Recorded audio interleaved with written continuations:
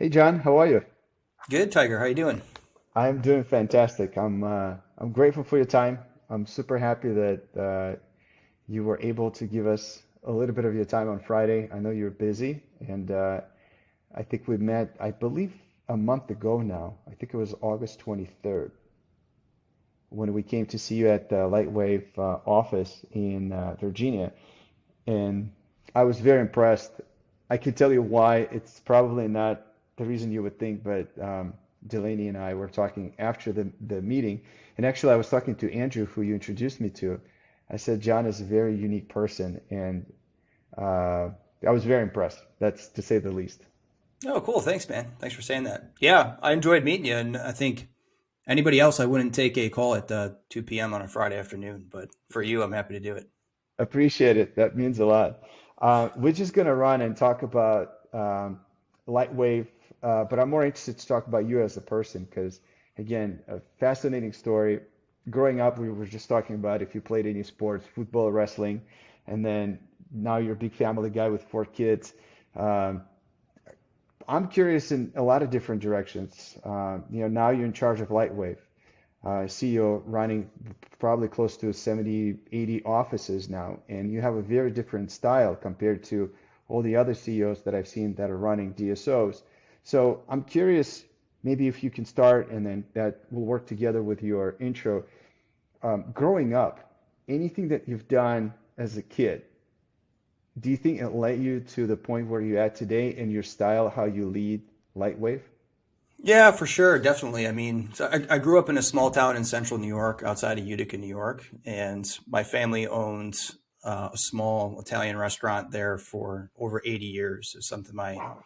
grandfather and his brothers started like before World War II. It was in our family for years, and I remember going to work with my father when I was super young, and like I remember being 5 years old and being at the restaurant. And I remember my uncles like dunking me in the dishwater when I was a kid. You know what I mean? Just a really fun place to be around. And like my father was my parents, both my parents are super hard workers, and seeing them run a small business taught me a lot early on about the value of hard work and like taking care of customers and like creating communities, those sorts of things. And those lessons definitely stuck with me. When I ended up starting my professional career. So yeah, and How how was it growing up in a family that owns a restaurant?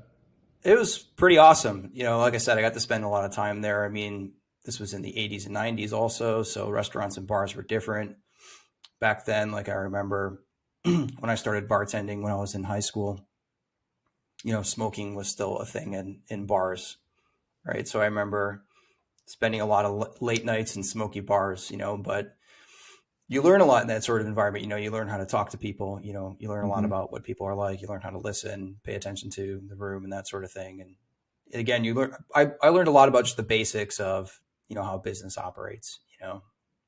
And if so, you don't mind, what are the basics? What did you learn? businesses are all about people. And, in a business like a restaurant, if, you have great employees, right, that are putting on a great product, and you love your customers, you can make it work with a restaurant. And that same kind of recipe, if you will, works in pretty much every business that I've been in, right? If um, when it comes to leadership, people make all the difference. Like that is definitely like the first principle that I operate off of today. It's like you have a great team with great people who are know what they're doing, they have the skills, and they want to do a good job. Uh, then it's just a matter of identifying who your customer is, and then delivering that leadership product to those customers. And I think you know, people and relationships are everything when it comes to business. And that's been true in every business that I've worked in. I've worked in now hospitality, retail, a couple different healthcare verticals, and it's all about people, man. So, Hmm. Hmm. That's true. And I think probably restaurants, construction are those old school industries where you really get to learn what it's like to interact with people, right? Like, and I would imagine that, with your dad owning the restaurant, there was a lot of people that would just come and see him. He probably knew everybody in town, and it probably had some kind of weight on you as a son of somebody. Like, who owns the restaurant? I don't know if you had to manage that part. Yeah, it's an interesting point. My father was almost like a local celebrity in his community, right? And Hmm. people did come in to see him, and are watching him work a crowd in a restaurant is like watching a stand-up comedian almost when I was growing up. That was never me really. I'm not the big extroverted personality like that. I'm a little more introverted. But I remember working behind the bar when I was a kid, and people would always say, "Hey, you should smile more often." I'd say, "I am smiling." Yeah, yeah. Um, Well, but you're right. I think businesses like restaurants, construction, service, service. I think everybody should have a service-based job at some point in their life. It's first of all, it's humbling, but also, like I said, it teaches you how to talk to people. Later on, right. I worked in sales, and I was a sales manager after college. I was working in retail. I can tell you a little bit more about that afterwards. But working in a sales profession is also very useful for young people. Taking on a service job or a sales job teaches you a lot of lessons that are really useful throughout, a professional career. So, Hmm. Do you ever have a moment like, sometimes, this is the second business um, that I have a chance to run. And there are moments sometimes, especially when it was the first one, that you have a meeting or something happens and you decide to do something or say something to encourage people or something, and then you're like, gosh, that was like 20 years ago or 15 years ago that my dad told me. Like, do you ever have those moments? yeah, for sure. And like I was saying earlier, I try to take a principles based approach to what everything I do, right? Rather than making decisions, just in the moment or based off of habits or based off of, comparisons. We try to reason and make decisions off of first principles. And, those are usually values based and tried and time tested, right? I think when it comes to leadership and management, there's really nothing new under the sun.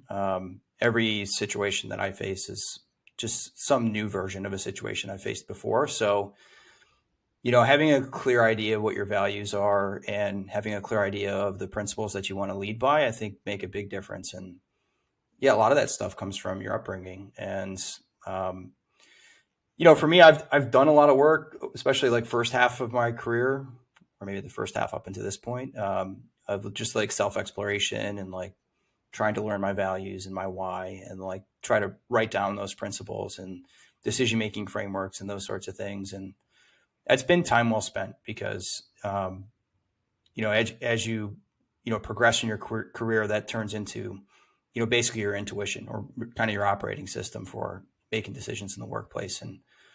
And like I said, kind of when you're using values and principles to make your decisions, it becomes your North Star. It's like a muscle memory for NBA players.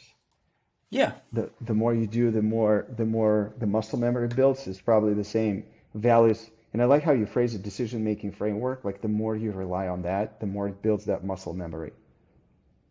Yeah, I'll try to look at a situation and say, okay, what is the principle here that applies? Like we're trying to make a decision, work backwards from like what type of problem is this that we're trying to solve, right? And when you get the type of problem correct, you say, okay, well, what is the principle that matters here, right? I think a problem a lot of managers are facing in the workplace today is there's a labor shortage, right? So um, a manager may have a candidate in front of them and they're trying to make a decision on, whether or not to hire this person, even though they may be more expensive than same type of person previous year, right? So what's the principle that applies to that type of a problem? Well, it's a supply and demand problem, right? So the supply of labor is constrained. It's going to drive up prices. So it makes sense that you may have to pay more for a really good employee right now. And so um, yeah, I think people a lot of times will make the wrong decision in those sorts of situations because they're comparing, geez, I don't want to pay more because, it's going to impact my P&L. It's just the wrong framework. You're comparing to, a reality that's not there anymore, right? The principle here is Hmm. supply and demand, and labor and wages have gone up.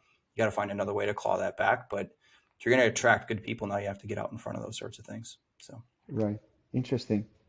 And then after a small town in New York, um, I believe you go to the State University of Albany, right? Or at Albany. Yeah, I went to SUNY Albany for undergrad. And when I graduated, I started in hospitality.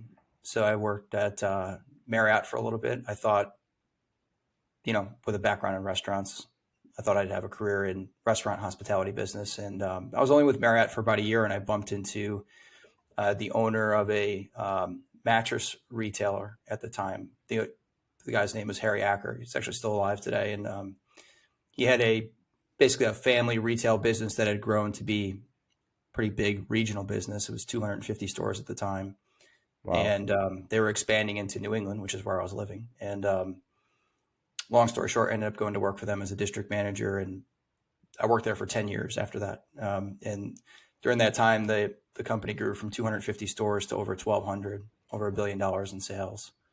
And I was able to get promoted a bunch of times when I worked there. And it was an amazing part of my career. I learned a ton. It's kind of like me and the company had like a coming of age at the same time. The company was finding its way, going from a regional to a national player, and I was kind of finding my way as a professional for the first time, and it was a great experience.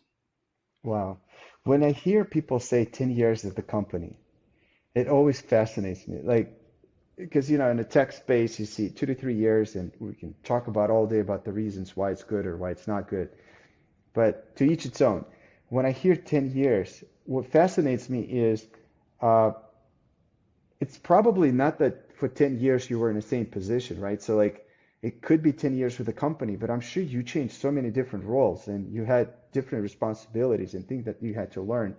Was that the case and how did you manage that growth within your Yeah. personal frame of like self-growth? So I was promoted 5 times in those 10 yeyears.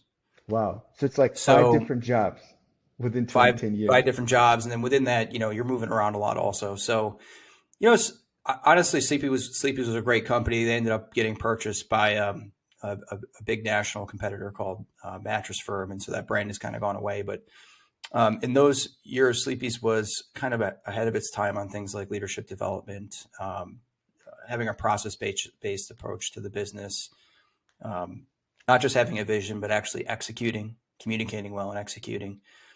And a lot of people were able to grow their careers in that environment because the company was growing.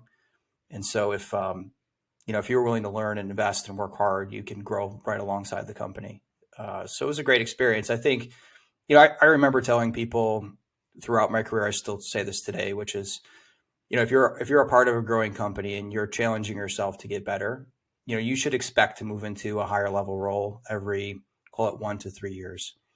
In a high growth company, it's very reasonable amount of time to expect a promotion. And then, if you start growing, if it starts going beyond that after some reflection, you think it's not you that's the problem, then yeah, maybe then it's a good time to make a change. But personally, for me, it's worked out. I mean, I've really, this is like the third big chapter in my career. I worked in retail for, 10, 12 years, something like that. I worked in the veterinary space for 4 years. I've been with Lightwave for 2 years now.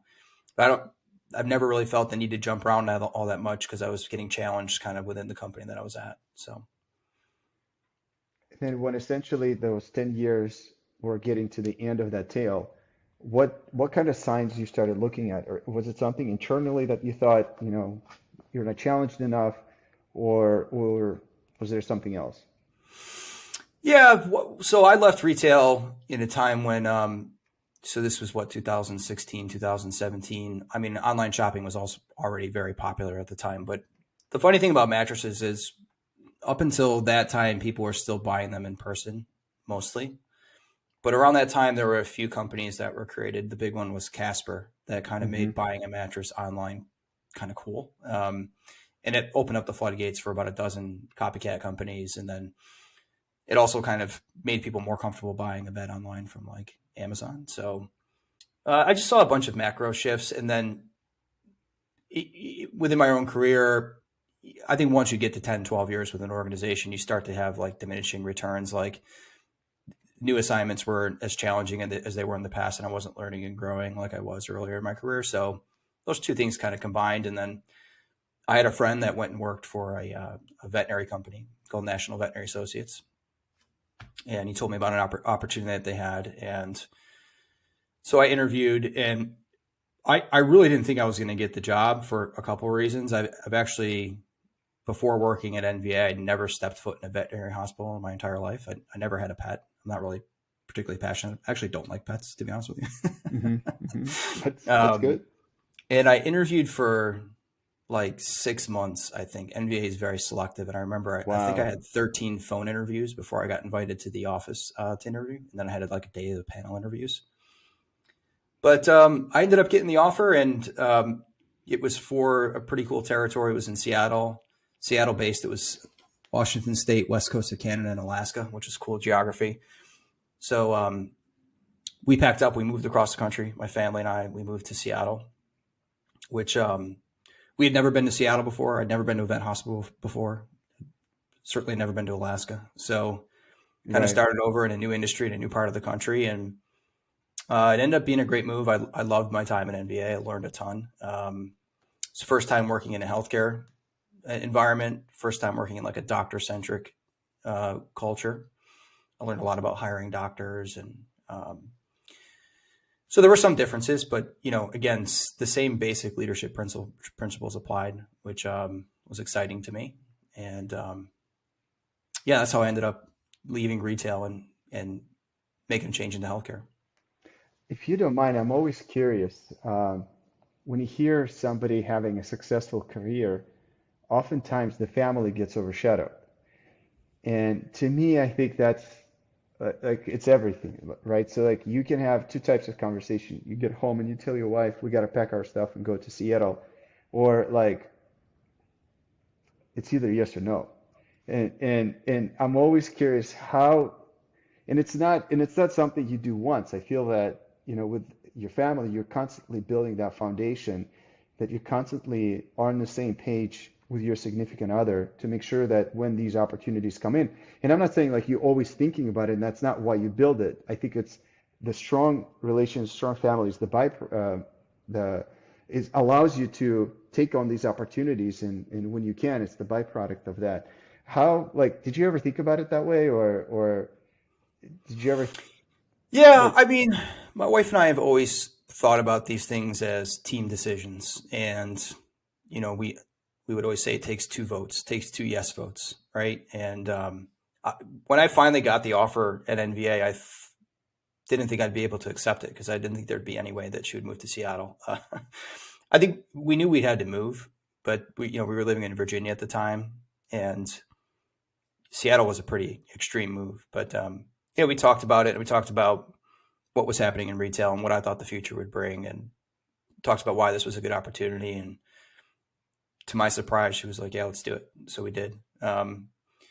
Now, when we got to Seattle, my wife hated it. I can um, imagine. Like the weather is completely different.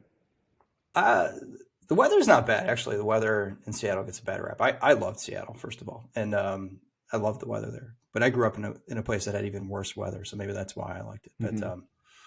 But she didn't like it there. It's hard living. I mean, we'd already moved away from family from Connecticut down to Virginia, but moving to the opposite coast is really hard because I mean those are pretty tough flights for some folks, and then just keeping in touch even like virtually is hard with time zone differences. And then my wife also got pregnant with our fourth child there in Seattle, and pregnancy was always pretty hard on my wife. She was, morning sickness and those sorts of things. So all of that kind of combined to make Seattle a pretty miserable time for her. And I think we were only out there about a year, and about 6 months into that time, I remember sitting down with my boss and saying, "Hey, I'm here for like 3 to 5 years if that's what it takes, because it's kind of what I signed up for. But all things being equal, I'd rather be on the East Coast." And so we had that conversation, and I thought it would probably still take a couple of years, but NBA was a fast growing company, and as luck would have it, a spot opened up back on the East Coast pretty quickly, and we only actually lived in Seattle for a year. I think I worked out there for 18 months. I commuted for 6 months or something like that. So we were able to get back to Virginia way faster than we thought we would.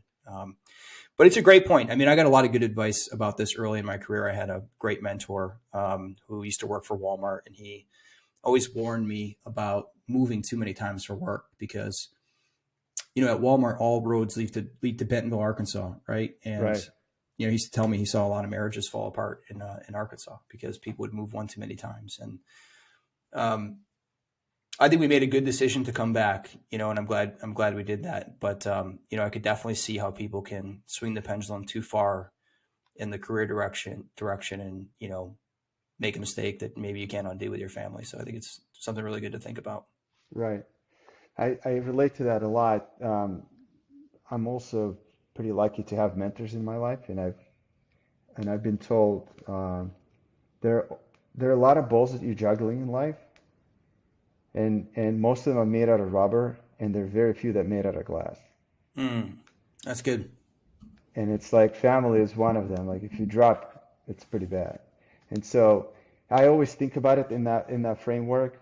And I was just listening to a podcast where work is always going to be there, and if you're a dedicated person, especially now you're in a leadership position, you hire people, what characters you're looking for, what would make a good candidate, what characters, and that it's pretty much impossible for you to be unemployed and things like that. So like you would always find a job. That's basically the point that I'm trying to make. But family is important, and so I'm also right now. My wife we're expecting, and so I go and I see clients, and we work with a lot of dentists. I mean, we only work with dentists, but most of them are now became friends. And if I go and see a client for a day, it all ends up with like some kind of advice on how to raise kids or how to build a family. So I take it all. I have a notebook of these notes and advice, and it's pretty Yeah, that's fascinating. cool. So Hey, congratulations. Is this your first or? first, yeah. Oh, wow. Yeah, yeah, we're Good for we're a you, little man. late, but yeah, we're excited. Um, so from the NVA, you go into Lightwave, so which has been a couple of years, right? If I'm not mistaken. Yep, just coming up on 2 years now. I was very happy at NBA. I was taking on interesting projects. I was kind of about to get promoted, and a recruiter called me, and it was a recruiter from the sponsor of Lightwave, and he's like, I've got this great role that we want to talk to you about. It's vice president of operations at this company called Lightwave, and I was like, no, VP of ops. I'm not really interested. I'm kind of already doing that. So he's like, okay, no problem. We hung up, and then a week later, he called me back, and he's like, hey, I've got this great position. It's chief operating officer at Lightwave. I was like, ooh, chief operating officer, fancy. It's like, it's the same job. They just changed the title over that week. So, Yeah. but I came in and interviewed, and there were a couple of reasons why I decided to make a shift. Dentistry is there are 10 times as many dental offices as there are vet hospitals. Hmm. And as an aggregator, that means NVA was buying, consolidating, buying vet hospitals. That industry was in a much later stage of consolidation than dentistry was. So I thought there was more runway in dentistry, but the real reason I made the change is, it was a more senior position for me. It was a promotion basically outside the company, but I really hit it off with the leadership team. So Justin Jory is our founder and CEO. He's a great guy, values-based guy, super hard worker. Um, he's still our CEO today, and our chief dental officer, Clifton Cameron, is a phenomenal visionary and leader also, and he kind of spearheads this dentist-owned, dentist-led culture that we have. We're different than other DSOs. We're a DLO, a dental leadership organization, and meeting those guys and hearing the story and hearing the vision was, the main reason that I decided to make a change. So, like I said, it's been about 2 years. It's been great. That's amazing. And then what was what were the differences that you've noticed in the first couple of weeks of joining Lightwave from just the operational organizational structure? Yeah, coming from veterinary, a dental office operates very similarly to a vet hospital in a lot of ways. So first of all, one of the main principles here is that leadership in a company like ours is local. The local leadership team is foundational to everything. In dentistry, that means at our company, it means every office has a partner doctor, who's like the managing dentist, and a practice manager. And that team manages the office. Veterinary was the same thing. There was a managing veterinarian and a hospital manager. And so, and that was the most important management team in the company, and the relationship between those two people is extremely important. So that all that was the same. At the multi-site level, again, very similar. You have like a regional manager, regional director that can manage about 10 offices, plus or minus a few, based on some variables. So structurally, the companies were set up very similarly also. Which is why another one of the reasons why I'm so excited about Lightwave is that NVA was 20, 25 years older than Lightwave, and it had grown to over 1,000 hospitals and like $5 billion in revenue or something like that. So I see a lot of the same ingredients here, culture, values, leadership. We're on a growth path. The market is responding favorably to it. We continue to grow, those sorts of things. Honestly, the main difference between the two was insurance. There's no insurance companies to deal with in veterinary. Yeah. Veterinary, for all intents and purposes, is a cash business. There's some pet insurance, but it's not real insurance. It's not like payers you're dealing with here. So for me, the biggest learning curve was learning how to interact with payers, which again has been a learning experience for me. In veterinary, you have a lot of influence over pricing because you don't have to check with a payer before you raise your prices. Dentistry is totally different. You can raise your prices all you want, but if you don't renegotiate your payer fee schedules, you're not really influencing pricing. So that was like the major structural difference between the two. Mm-hmm. There's some other like personality and quirky differences between dentists and veterinarians, but generally, the businesses have been extremely similar. Again, same basic leadership principles apply. So interesting. Going back to the meeting that we had about a month ago, one thing that I've noticed, and maybe it speaks to your upbringing through your dad's business and then working at the Sleepy's, understanding what's important for the customer and how to grow the business.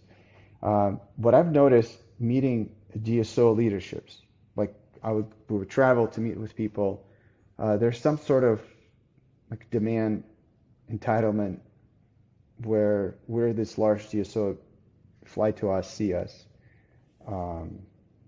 only at this certain time and by this certain meeting, and then you go in the meeting and it's a long table, a lot of people, and then there's one decision maker, the CEO of a DSO that would sit, and dental assistants can say what they think and everybody else, but then the CEO would just punch the table and be like, that's my decision.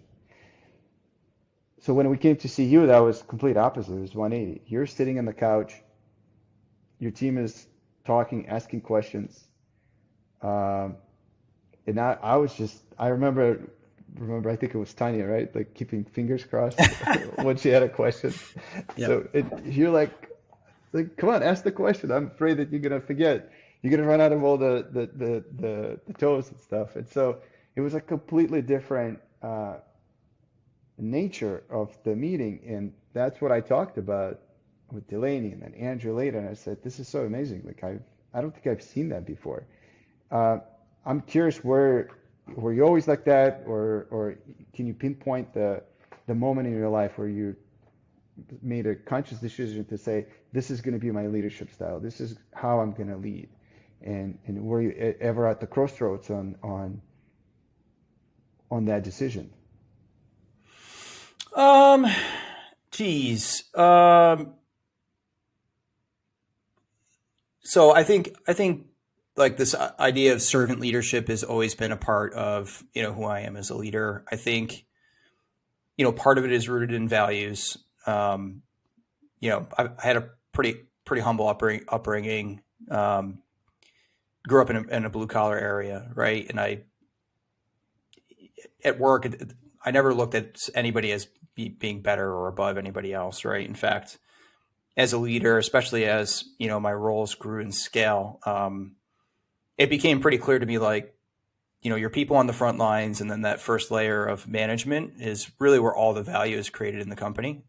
The most senior people in many ways are like the least important people in the organization. It's the people who are on the front lines, like interfacing with the customer are really doing all the work, and generating all the value. So, I just see the role of a leader as like just cultivating an environment where, the most talented people want to be there, and those people are empowered, and like obstacles are removed. And then you just kind of stay out of their way, and like, generally like, great people will do great things. So, I mean, yeah, part of it's rooted in values, part of it's rooted in my upbringing, but also it's kind of just like a pragmatic approach. Like if you want to execute and get results, um, the crowd is always going to be smarter than like the person, like to your point, sitting in a boardroom pounding the table. So, um, yeah, and that's actually why I really like your product. And like, you didn't tell me to say this, and I don't want to turn this into a commercial for you either, but your product was built for the person that is, at the very front lines of ordering, right? It's built for and I loved your story about how you spent time in the offices and kind of saw how people were doing ordering and that sort of thing. And like said, okay, we can help here. Right. And, so yeah, it's built for the person that's doing the ordering. It's not built for, the chief operating officer to get, some dashboard or something with more analytics and numbers on it. Right. It's built to kind of enable and empower the person doing the ordering to make really good and smart decisions, which ultimately saves the business money that it can invest in its people and growth, which I think is awesome. Yeah, and then I think it also empowers that front line of management also, which again is super important. So you got, very front line of the business, you have an associate and a customer interfacing, and then you've got that first line of supervision is extremely important. So for us, in this case, it's the practice manager. And so I like your software because it creates some structure and accountability, for that practice manager that doesn't require a lot of time and effort. It just kind of is on autopilot, and like the exceptions get pushed to the practice manager. So that's why I think the product is brilliant, and it's spreading like wildfire within our organization. We have almost 80 offices now, and I personally haven't really told any offices to switch to Zen. I mean, I wouldn't tell them to do that. I maybe make a recommendation and say, hey, you should maybe take a look at this. And that's really all we've done. And I think we're in like 40 offices or something like that now. And I think we'll probably be at 60 by the end of the year. And it's just spreading organically through the company, which is to me super exciting because it means, you're a customer who again is that orderer and the practice manager, I think, loves the product, and like they're signing up and like just using it without someone like me saying like, hey, this is the new supplies platform or ordering platform that we're going to be using, so. Mm-hmm. Thank you.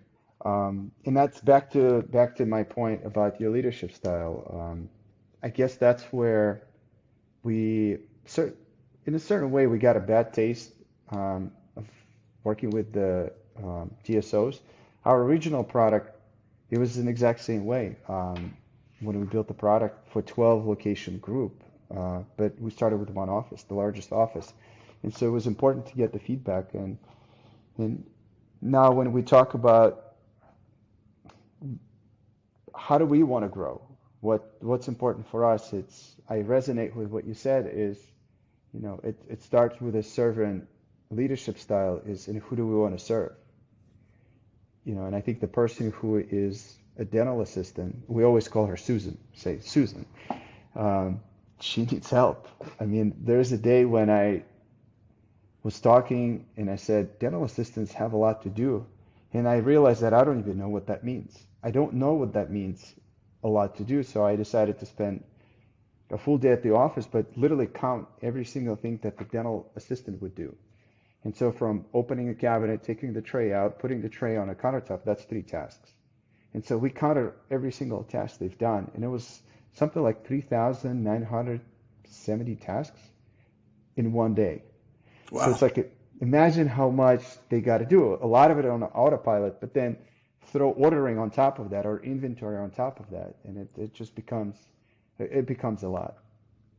So we identified that pretty early, and then decided that that's our focus group. That's what we're going to build a product for. So that's going to be our focus moving forward. Yeah, that's great. I mean, I think about my role the same way. I think about who's the customer, right? Who is it that we're serving? For us, the dentists are our core customer. Mm-hmm. Especially our partner doctors, right? They're the product of our whole dental leadership organization, or I'm sorry, the customer of our whole dental leadership organization. And they all have a partner, a practice manager who helps them get things done, right? The partner doctor is kind of a visionary. The practice manager is an integrator, a doer, right?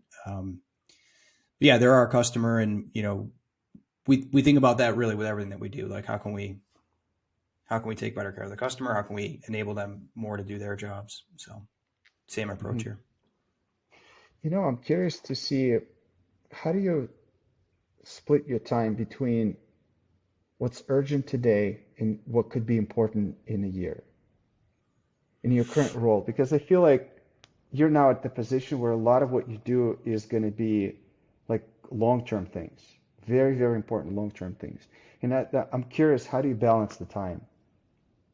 Yeah, it's a good question. I think about this a lot. I've been intentional about it. I think, like, I remember anytime I start a new role, like, some people talk about low hanging fruit, and I've Hmm. never been a low hanging fruit guy. I actually kind of hate the cliche.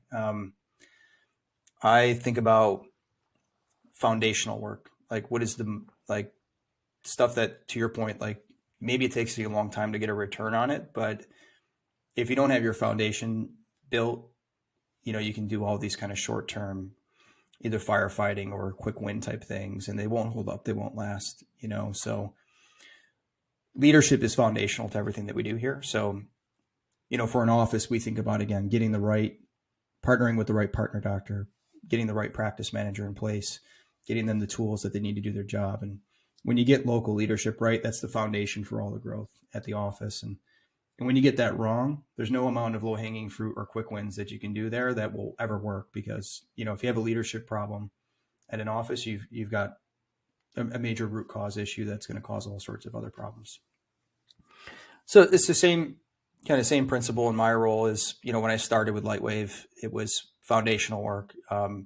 At the time, I was only supporting our field ops team, which is, our team of directors and now a VP that directly support the offices. So we had some open spots. So getting the right people into those roles, training and developing them, and then pulling that team together and creating a team culture was something that I spent, like, I don't know, maybe the first 6 months of my time here with.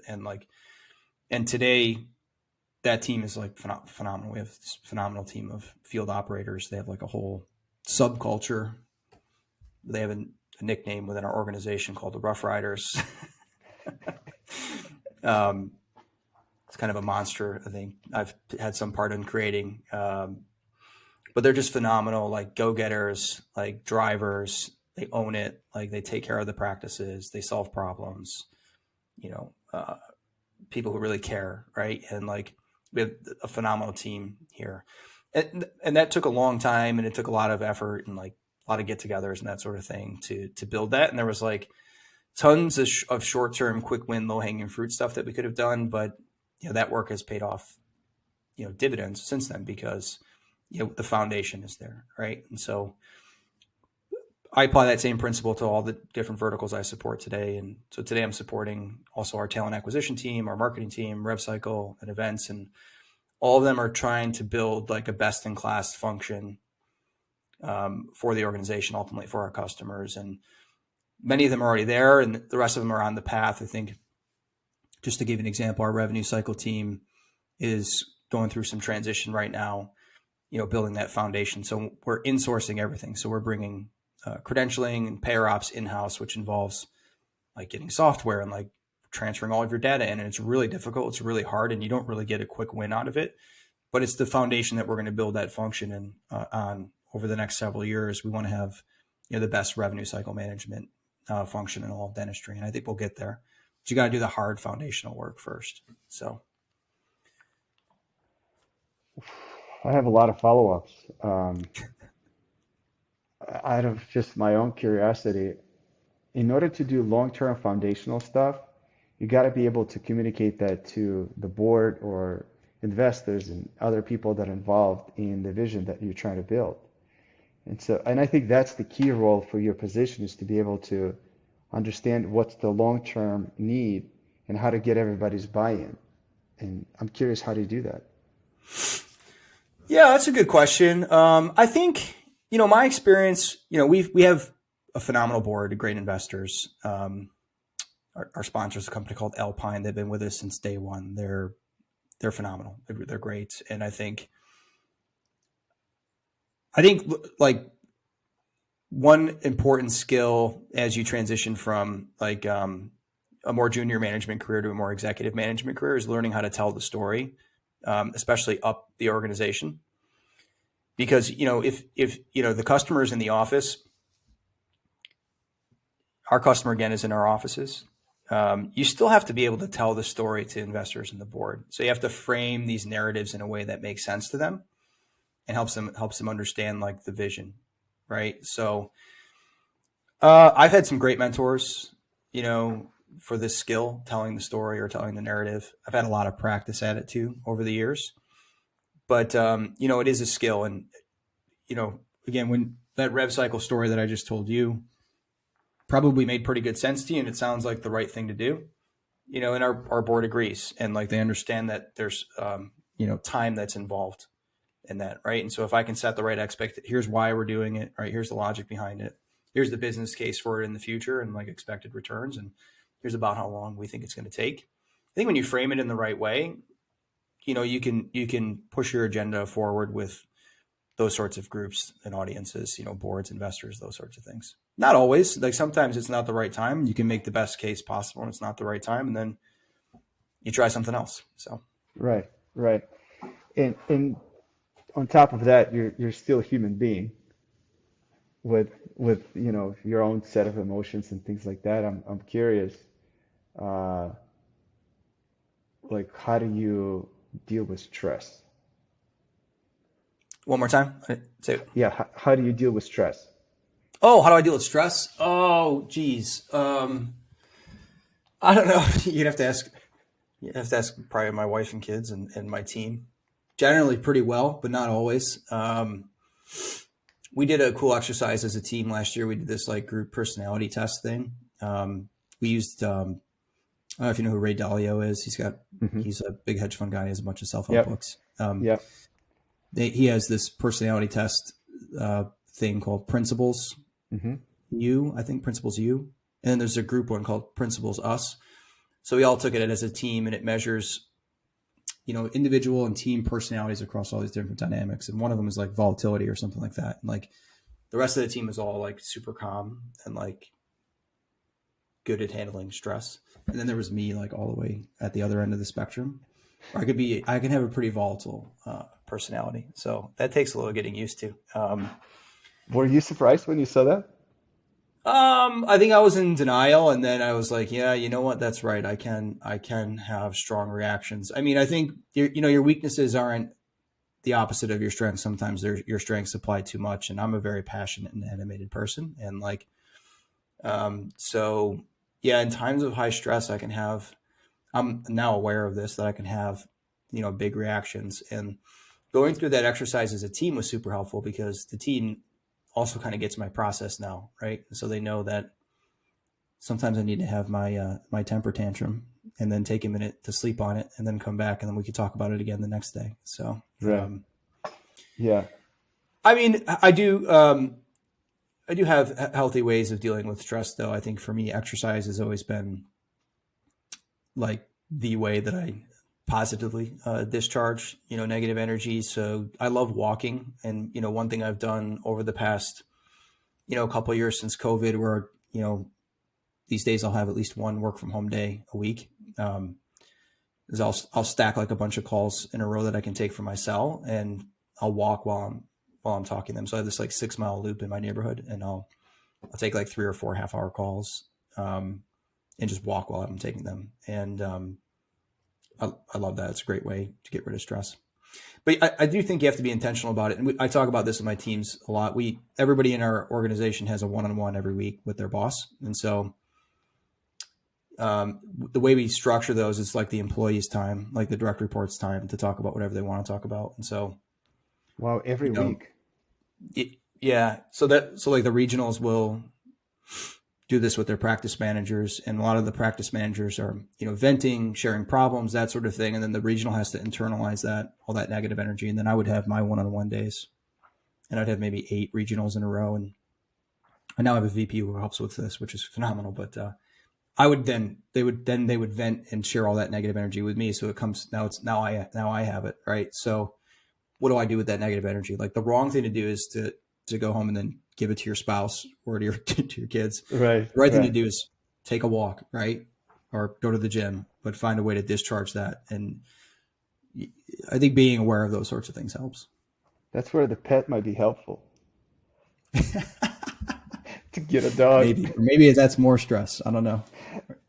You know, it's something that people don't typically talk about. Before I started this company, I don't think anybody much, like, I know people talk outside, but when you're in your own bubble, there's not that many people that will say, hey, it's going to be stressful and stuff. Like we all assume that, but, and then one of my advisors and mentors, he said, you gotta find a sport, but you gotta find a sport that takes all of your attention. So like running is great, but when I run, I still think about the business. Right. So before COVID, I started playing hockey, and I always wanted to Oh, be, cool. yeah. And now we moved to Austin, and I found the local league and joined. And I can tell you, just like we did the quarterly performance reviews with the team and the people that report to me, they all noticed that I became a lot more manageable, I would say, at the moments, because there are moments, especially if you're launching a product, it can get stressful. But I also enjoy it personally because once you're in the ice, I'm a very different person for some reason. Like I would go and punch somebody on behalf of my team. So if somebody, checks my team member and or teammate, then you go after you try to do things, and it's amazing. That's like for an hour and a half, your entire focus is just this one thing. That's all. You don't think about anything else. Yeah, I love that. It's great. It's great call out, to have something that absorbs you 100%. For years, I did jujitsu. I did jujitsu for probably about 5 or 6 years. I've Wow. only recently kind of hung it up. But yeah, that's something that you can't be thinking about work when someone's trying to choke you. Right, exactly. Yeah. That's not good. What belt did you get to? Like I got to a purple belt in jujitsu. purple belt. That's amazing. I was told to start that too. Haven't done that yet. But maybe I'll do that in the future.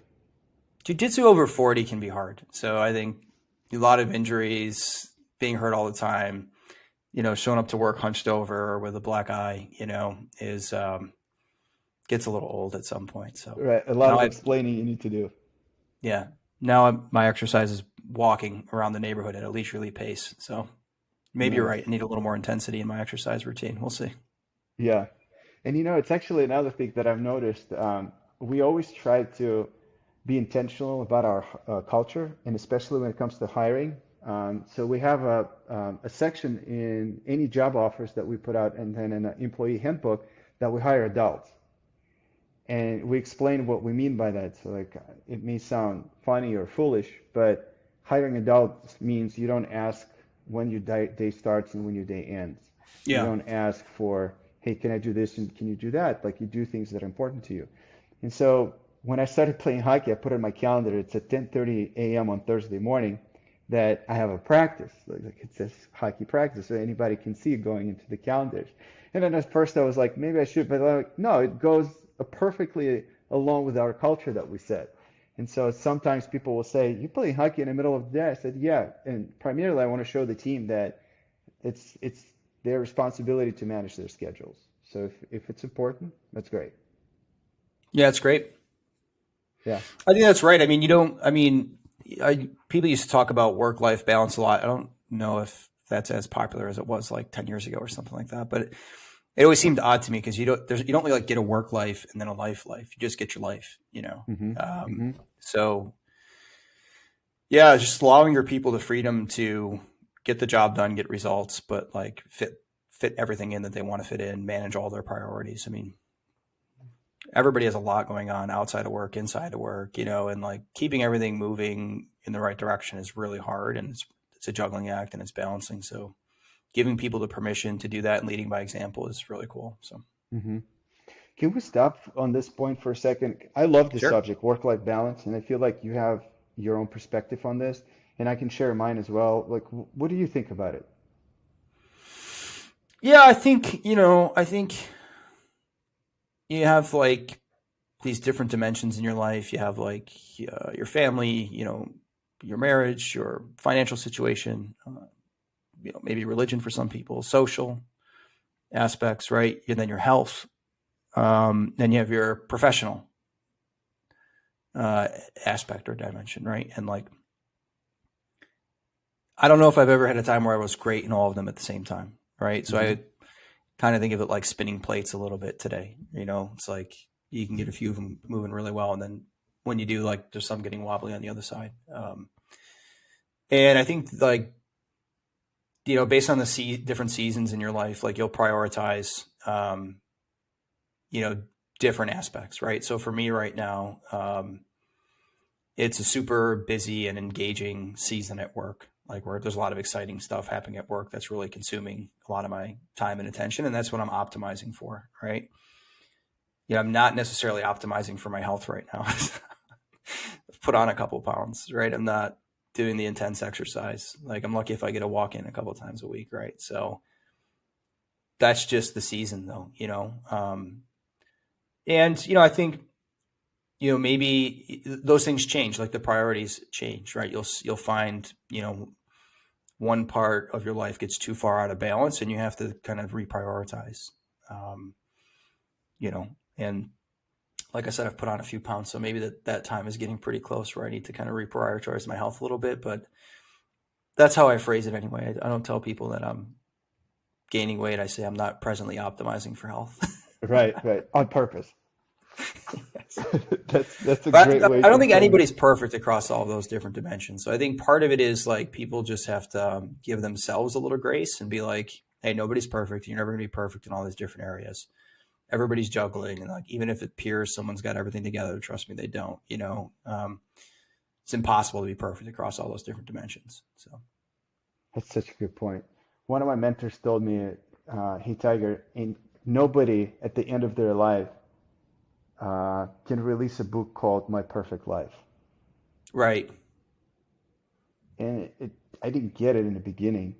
First, I didn't think about life as like something that could end at some point. So, but then now, once I get older, I do think that way as well. And back to that same advice, one of the doctors told me, I think 3 weeks ago, um, we sat down. He said, just remember one thing about the kids. It's like your kids are not going to be perfect. You're not going to be perfect. Just deal with it and just enjoy it. it's good And it's advice. like, wow, okay, it's interesting. Uh, on a work-life balance, I struggle sometimes with my team talking about the work-life balance, and I say my perspective on that is similar to what you said. Depends on the season of life. It's also what do you want to accomplish as a goal. I don't want to put the work in the black box and call it's bad or it's out of balance. It could be out of balance simply because you're trying to get somewhere in your life because you want to provide a different lifestyle, a different financial stability to your family, and there's nothing wrong with that. And it could consume all of your time right now to get to that level. Once you're at that level, you can rebalance things a little bit. And so it's a constant struggle. I mean, it's a constant, not even struggle, but the pursuit of that balance, but not Yeah, it's a necessarily trade off. achieving the balance. It's a great point. I think some advice I've given to more junior folks is that want to get promoted, for example, right? Hmm. It's useful to think, what are you willing to give up to get what you want? Because Interesting. there's nothing that's for free, right? And it's like, at the very least, there's an energy cost, right, that you have to spend or invest to break through to a different level, and like, again, been fortunate to have a lot of great opportunities, get promoted, take on cool jobs, and like, but like every one of them was a question mark, and like I had to work super hard for a period of time to you know achieve that goal. Um, so I think you're right there, right? Like, work life balance doesn't always mean like work less and just prioritize leisure. It's like I said, I'm working probably more than I ever have right now, but I'm getting a lot of fulfillment out of it because I'm engaged, I'm excited, like we're achieving cool stuff as a company together. It's a great culture, and like, I love spending time on that right now, so. That's amazing.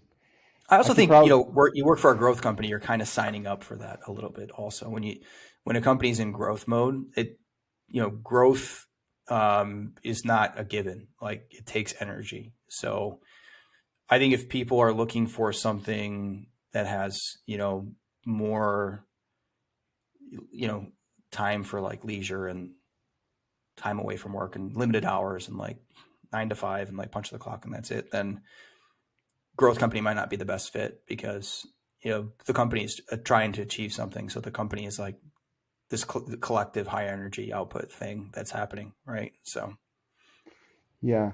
And I think to your point too, it's rare to find companies like that. Like a lot of people want to say that they're high growth companies, but I think it's rare. Like a lot of companies would stick to confident versus growth because growth is change, and not that many companies are built for change. And it takes a discipline, I think, from what you mentioned, to find the right company for yourself.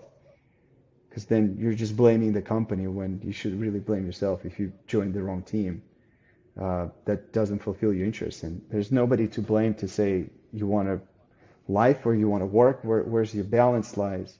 So it's on a person to find the right fit. And obviously it's on the company to properly communicate what they're going after. But if they've done it, then it's on a person when they're joining the team. yeah, right on. Yeah. There's a lot about it. I think HR is fascinating. I could talk for another hour with you, but I think we can only do an hour for now. And I really hope to bring you back at some point and share more excitement. So I want to reserve that opportunity to talk to you in the future. So I don't want to take a lot of your time right now.